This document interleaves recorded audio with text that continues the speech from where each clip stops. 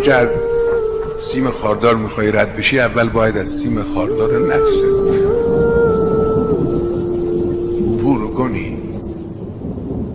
وقتی گرفتار خودمون هستیم نمیتونیم کاری انجام بدیم.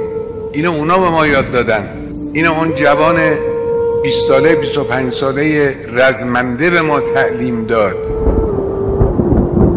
دل شکسته عاشق برای پرواز نیازی به بال ندارد. ما تا آخرین قطره خون خودمان نیستیم، شما هم باید بایستید.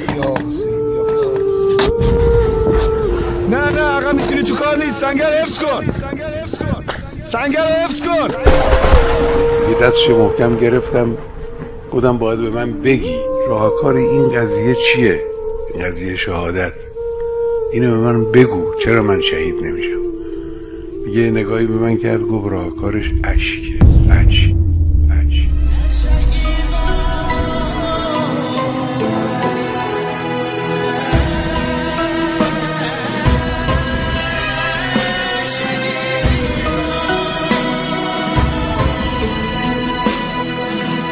इनका सबात हो, ज़ीस्त की निजात हो, कौम की हयात हो, ऐ शहीदो तुम वफा की कायनात हो।